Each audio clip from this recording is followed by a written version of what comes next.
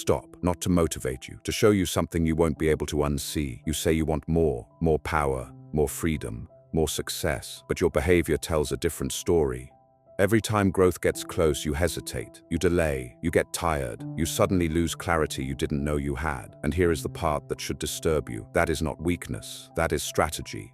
Your psyche is not failing. It is executing a plan, one you wrote unconsciously years ago, to keep yourself exactly where you are. This video is not about motivation. Motivation is for people who still believe they need to feel good before they act. This is about the silent architecture of self-betrayal, the invisible system you built to stay small and called it yourself. 7 mechanisms, one by one. But be warned, once you understand how this system works, you cannot pretend you don't. Every time you hesitate after this, you will know exactly what you are choosing, and that knowledge is either the beginning of your transformation or the most uncomfortable truth you have ever decided to ignore. Let's begin.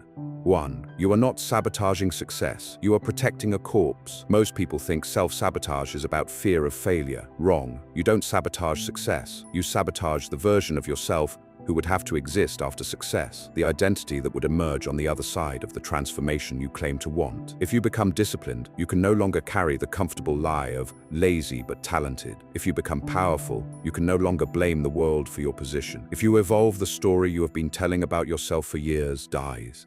And here is what Nietzsche understood, that modern psychology refuses to say plainly. Humans will choose a familiar prison over an unfamiliar freedom every time, unless they consciously, violently override that instinct. Security feels like survival. Power feels like danger. So you choose security. You call it wisdom. You call it patience. You call it not being ready yet. But look at what you are actually choosing: a corpse, a past self that no longer exists, but whose ghost still runs your decision-making. You have built your entire present around protecting something that is already dead. The grave is dug. The only question is whether you are going in or the old you is.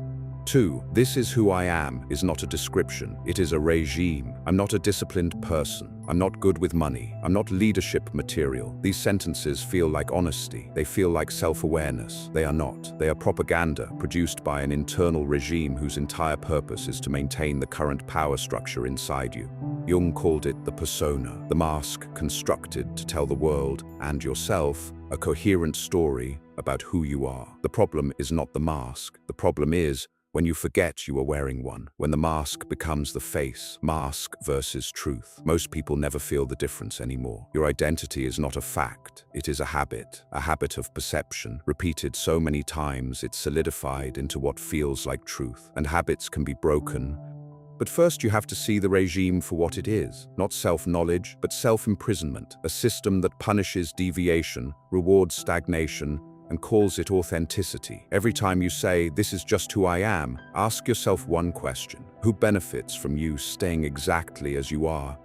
3. You don't fear failure, you fear power. Everyone talks about fear of failure. Fear of power is the conversation no one wants to have, because power comes with weight. Power demands consistency. And most critically, power isolates you from the herd. The herd is warm, the herd is familiar. The herd has known you for years as the current version of you. Small, manageable, unthreatening. And the herd does not forgive those who leave.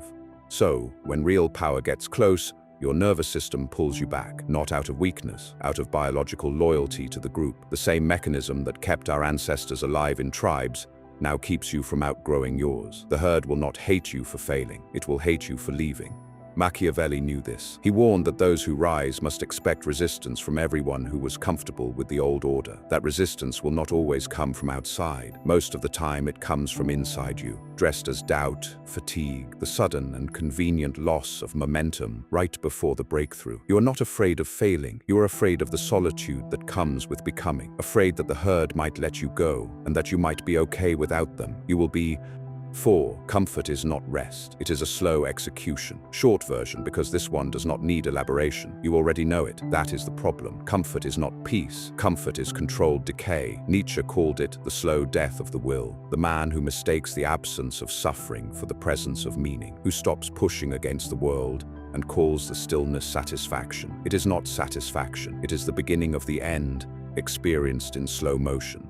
Security versus power. Stillness versus becoming. The herd grazes, the sovereign moves. Every day inside your comfort zone is a vote for the version of yourself you are trying to escape. Stop voting against yourself.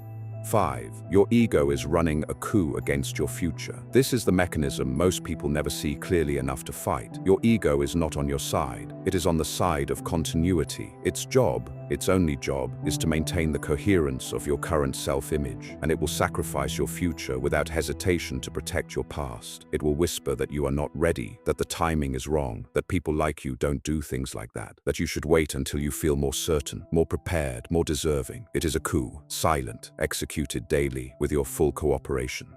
Machiavelli's greatest insight was not about external enemies. It was about the advisor in the inner chamber, the one who has learned to manage the prince rather than serve him, who controls by appearing to counsel. Your ego is that advisor. It has learned exactly which fears to whisper, exactly which doubts to place at precisely the right moment, exactly how to frame retreat as wisdom, stagnation as patience, self-betrayal as self-protection. Jung was clear: the shadow cannot be eliminated, but it can be seen, and once seen, it loses the advantage of darkness. The thought that says, "I can't," is that you, or is that the coup speaking? 6. You perform transformation instead of living it. When you discover something that changes how you see, a new philosophy, a new discipline, a new lens on power, the first impulse is to announce it. Do not. When you announce the transformation before you have lived it, your brain receives a false signal that the work is done. The dopamine of becoming arrives early, without cost. The reward comes before the labor, and when the reward comes early, the will to labor quietly dissolves. Worse, the moment you declare your code publicly, you hand the world a weapon, a yardstick, and you will fall short of it. You always do in the beginning. That is how transformation works. Messy, non-linear, full of contradiction. But the audience does not understand that. The audience wants consistency, and when you fall, they will be there. Nietzsche's Zarathustra descended from the mountain and said nothing about the years of becoming that preceded him. He simply was what he had become. Be that. Silence is not secrecy, it is strategy. Evolve in the dark. Let the light find you already changed. 7. Every time you ask for permission, you declare someone outranks you. This is the mechanism running beneath all the others. You are waiting for someone to tell you it is okay. Okay to want power. Okay to leave the herd. Okay to become something your current circle cannot hold. And so you seek approval. You adjust your ambitions to fit the ceiling of other people's comfort. You check constantly, often unconsciously, whether the people around you are nodding.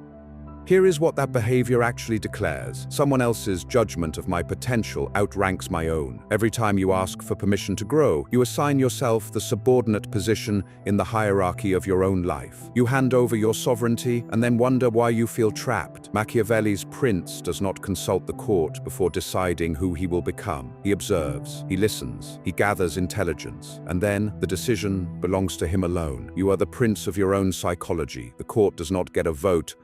Here is what these 7 mechanisms share. Staying small is not something that happens to you. It is something you choose, systematically, strategically, with your full psychological resources deployed in service of your own limitation. This is the truth Nietzsche burned his entire philosophy into communicating. The Übermensch is not a fantasy of a superior being. It is the possibility already inside every person, suffocated daily by the herd instinct, by the ego's coup, by the comfort regime, by the mask that became the face. You are not failing to become more. You are succeeding at staying less, and you are very, very good at it. The question is not whether you are capable of transformation. You are. The question is whether you are willing to pay the price.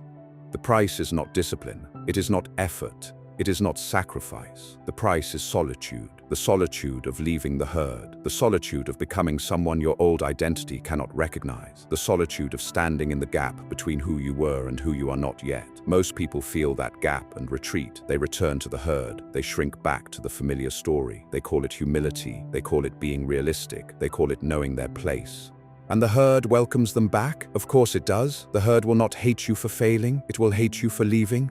So the final question, the only one that actually matters: are you afraid of failing, or are you afraid of becoming someone who no longer fits? Mindferal, face the shadow, or let it run you.